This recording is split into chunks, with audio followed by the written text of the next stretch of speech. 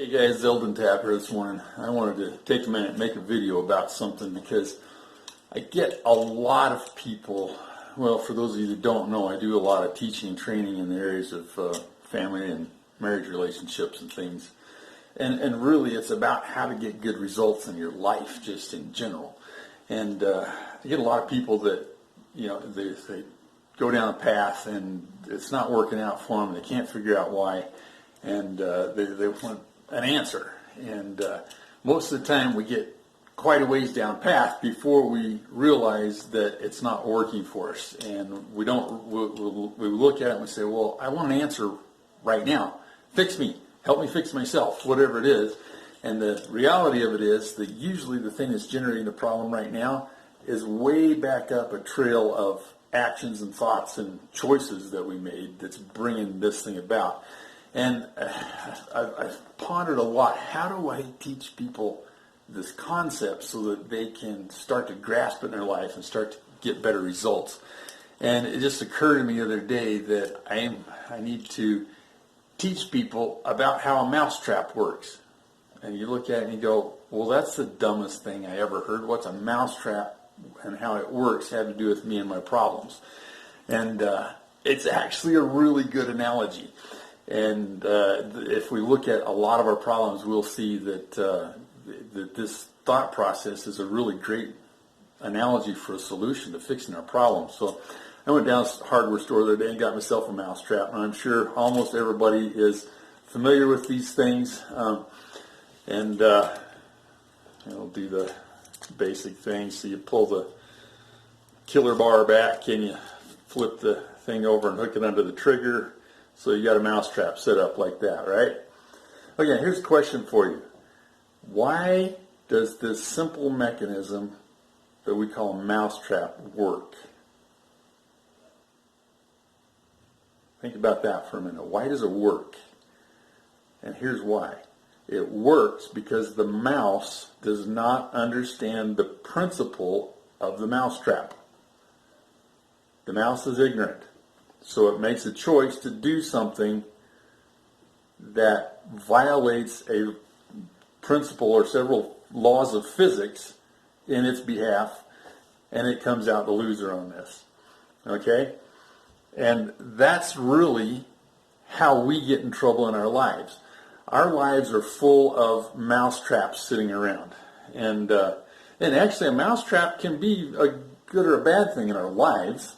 See, for us as the humans, a mousetrap's a good thing because it gets rid of a pest, right? So if we can use this principle to apply in our house, we can get rid of a pest problem.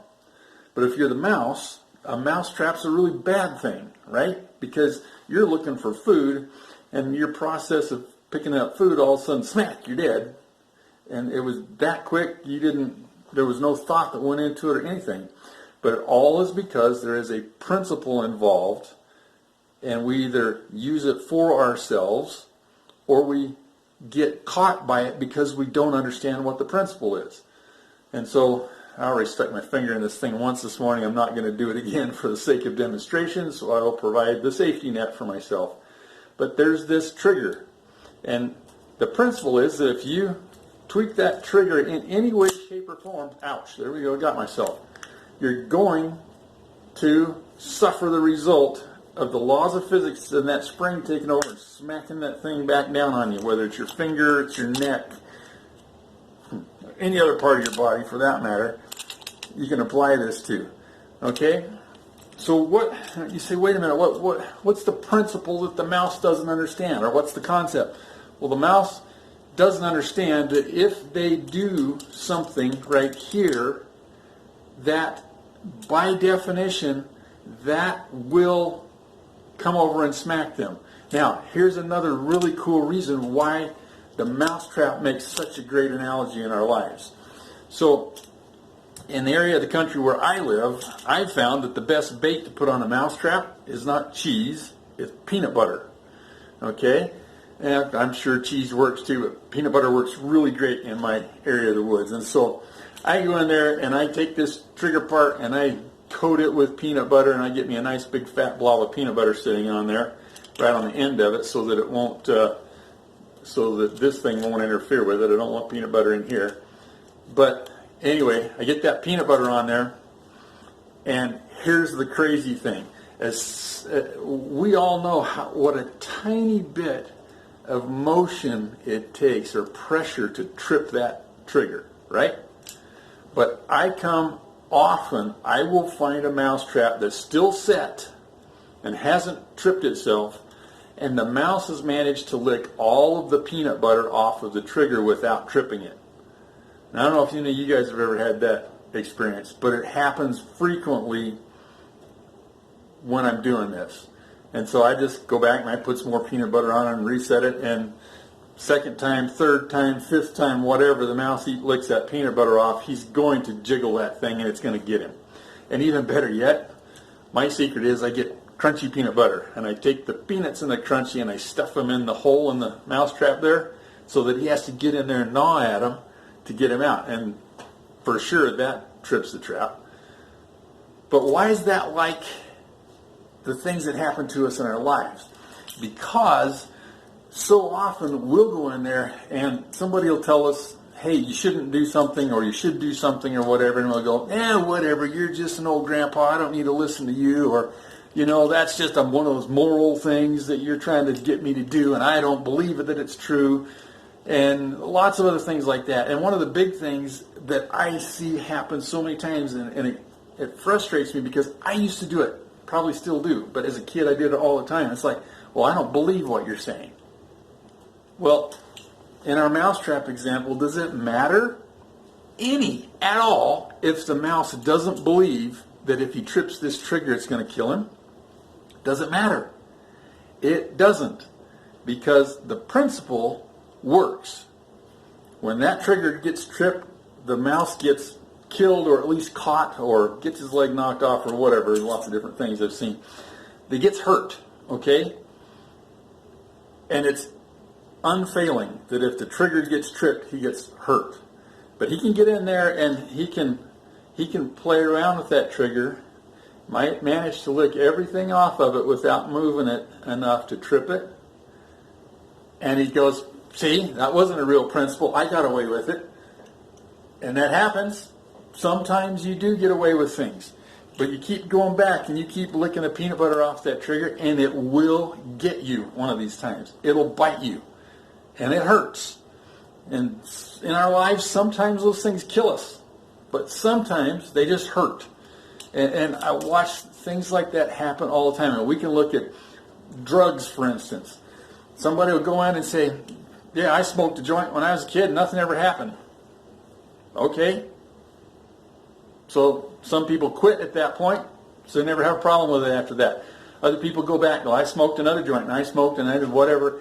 And after a while, they come back, and they're addicted to it, and they can't get off of it. Or because they keep licking that trigger, not only do they suffer an addiction, but it starts wrecking their family life, their employment, their driving habits, they get in a wreck, whatever. Any of those things, all of those things happen because they keep licking that trigger when they think that it's not doing anything. What would be another example? I keep going for the bad habit type things here. Maybe it's taking a drink and you become an alcoholic over time. You're licking that trigger and you're going to get, there's any number of outcomes. We all know what they are. But there's other things, and there's hundreds of principles that are like mousetrap principles in our lives. And we either say, I don't believe it, and we keep licking that trigger until it smacks us and hurts us in some way or another, or worse yet, hurts somebody else that's important to us in some way or another, maybe both. We keep doing that, or we start learning what those mousetrap principles are, so that we can use them to make our life stronger. So that we can, first of all, we can avoid the don't do mousetraps that are going to hurt us, but there's also positive ones. There's lots of positive things that say if you do this, if you lick this trigger, then when that thing smacks down, what it's going to cause in your life is something really good. And that principle of the mousetrap, the analogy of the mousetrap towards principles in your life, works both ways. And if you look at your life and you've got something that you don't like in it right now, that's hurting a lot, or that's causing problems, or that's not moving you where you want to be, I promise you that if you go back and work back through the process of the actions that cause those results and the thinking process behind those actions and the information that caused your thinking process to make those actions, to get those results, I promise you, somewhere back in there you will find a mousetrap principle that you misunderstood or chose to ignore or didn't believe, and it's hurting you. And if you can go back and figure that out and start changing the thinking processes, because now you got better information, and start taking better actions, you're going to watch that problem clear up in your life. You know, unless it's something irreparable that's happened, and even then you can start taking actions so that thing doesn't happen again and create another bad situation for you. So that's the power of the mousetrap analogy, the mousetrap principle, right? We're all totally familiar with this, but we don't realize that it has a perfect parallel in our lives when it comes to the principles that get the results that we're looking for. So I wanted to share that with you. I think this is a hyper important thing. If you're around me in my teaching a lot, you're going to hear me talk about this probably till you get sick of it, because I learned after a long time in my life that the concept of principles and learning how to learn them and use them in your life is what makes your life better. Period. End of story. You find out better principles, you start applying them, you get better results in your life. Or you find out better principles and you stop applying the bad ones and you get better results in your life. It's that simple. So there you go, guys. I hope you guys don't get sick of me. I just know what has helped me and worked in my life. I watched it work in the lives of my wife, my kids, and friends around me who have taken time to listen. And I promise you that it's worth your time, effort, and thought to do this. Talk to you later. I hope this is something that helps you have a better life.